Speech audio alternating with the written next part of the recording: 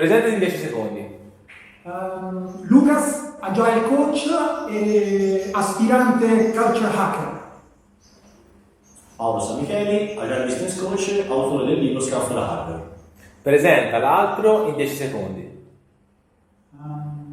Sammy, Culture Disruptor e Learner di primo livello. Uno di quelli che 2 messaggi su WhatsApp e impari qualcosa. Stefano, uno dei pochi che riesce a tenermi calmo quando sono dai clienti, in serie. I tuoi mentori, a chi devi parte del tuo successo? Allora partiamo da Kent Beck e poi passiamo da Harrison Owen, l'inventore dell'Open Space Technology, e infine Marshall Rosenberg, l'inventore della Violet Communication. Tanti sono seduto sulle spalle dei giganti, sicuramente Joe Justice, Jess Attenand, anche Eric Nidberg, anche tanti italiani, Matteo Vaccari, Fabio Armani, Andrea Provaglio, Claudio Peperone e anche Alberto Landolini, che sono anche tanto degli amici, non solo dei colleghi. I tuoi maggiori successi?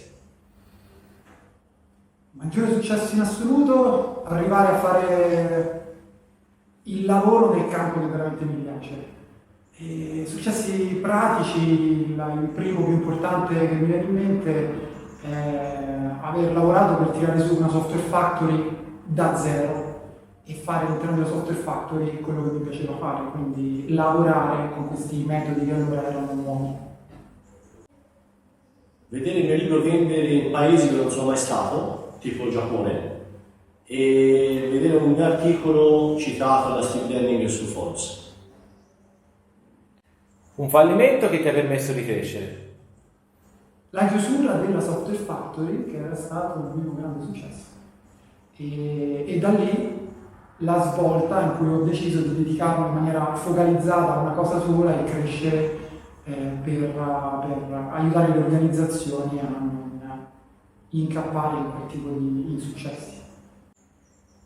Una volta andai a fare un colloquio in cui si richiedevano le competenze agili e io lo passai. Questo fece sì che mi iscrissi a un corso di Certified Scrum Master perché non volevo più che questo accadesse e da lì è iniziato un percorso incredibile. Il tuo sogno agile nel cassetto? Il mio sogno è partecipare alla creazione, alla crescita o alla trasformazione di un'organizzazione in senso tier organization, quindi diciamo organizzazioni flat di nuova generazione con le persone veramente al centro. E riuscire a divulgare bene Agile Scrum anche su YouTube. Cosa sta trainando l'agilità adesso? L'agilità oggi è trainata dal potere sempre maggiore che i clienti hanno nelle loro mani e quindi questa cosa fa sì che le organizzazioni debbano vivere il loro lavoro avendo un occhio sulla complessità e in modo per adattarsi continuamente. In 3 parole, la quarta rivoluzione industriale, quindi un cliente sempre più esigente, complessità dei prodotti sempre maggiore e bisogni e mercati in continuo cambiamento. Non è più un pesce grande che mangia quello piccolo, ma è quello veloce che mangia quello lento. Cosa rischia di rallentare l'agilità domani? Allora, l'agile oggi è il modo che si sta rivelando più efficace per aiutare le organizzazioni a raggiungere l'agilità. Il punto è che la necessità di raggiungere l'agilità è un qualcosa che sta accelerando sempre di più e quindi nulla rallenterà questo aumento di necessità e orientamento a raggiungere l'agilità. Il punto è che oggi è l'agile, quindi quello che chiamiamo agile, ad abilitarlo, domani magari sarà qualcos'altro. Il processo di trasformazione verso qualcosa di meglio quello non rallenterà e non verrà mai discreditato. Quello che invece potrà discreditare o rallentare l'etichetta agile è questa crescente banda di improvvisati che vendono soluzioni prêt-à-porter molto facili per diventare agili. E un numero sempre crescente di clienti ti diranno che hanno provato a fare agile e che non hanno avuto nessun risultato. Fai una domanda all'altro.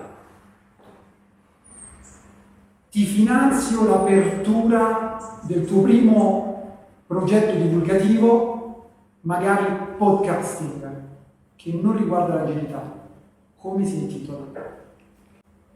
Impara il tango divertendoti. Se tu non fossi stato un agile coach, che cosa saresti diventato? Ma probabilmente mi sarei sempre buttato sul coaching o il counseling, comunque qualcosa che mi metta a contatto con le persone per supportarle, anziché organizzazione, individui singoli o piccoli gruppi. 3 libri agile che ti sono piaciuti più degli altri. Il numero 1, che è quello che mi ha dato il via su questa strada, il libro bianco di Ken Beck, Extreme Programming Explained. E Agile che in qualche modo rientra nel mio lavoro che riguarda l'Agile, sicuramente Reinventing Organizations e The Age of Agile, il mitico Steve Jobs. Allora, 3 libri. L'arte di fare il doppio lavoro che mette a tempo di Sutherland, The Age of Agile di Steve Denning, e il terzo, non è un libro agile, ma secondo me insegna un sacco di cose che uso continuamente in Agile, Presentation Zen. Un consiglio a chi ci ascolta e che vuole sapere di più sul tuo lavoro. Ascoltate Officina Agile. Non ascoltate Officina Agile.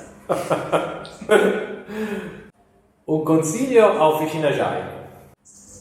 Affacciatevi all'estero, allargate la vostra rete anche agli influencer e a coloro che stanno facendo esperienze diverse da quelle italiane per aiutarci in Italia a saperne di più su che cosa succede nel resto del mondo, insomma, al di là delle grandissime organizzazioni.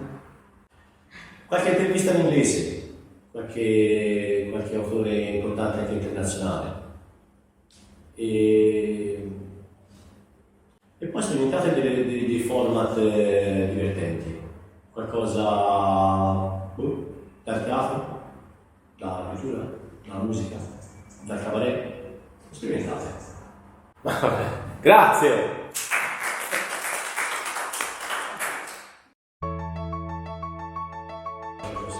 Ciao! Attenzione, stai da partire. E che il nome e cognome tu dici? No, che ti pare? Che ti pare? Ciao!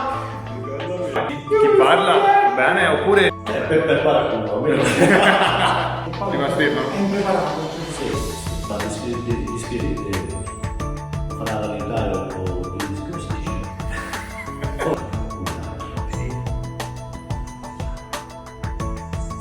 Potrei dare la risposta? Per fare un nome. Non mi fate domande.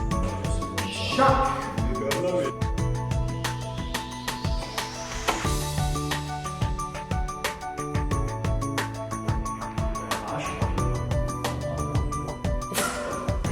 Non basta.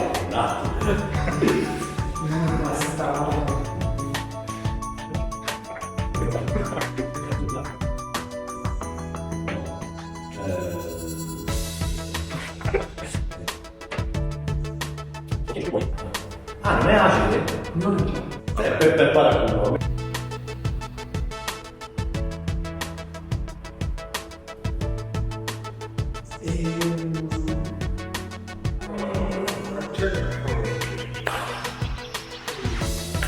C'è a casa? C'è a casa. Siamo in pieno Vado a vedere. dietro le quinte. Fai il chat, avanti. Ah?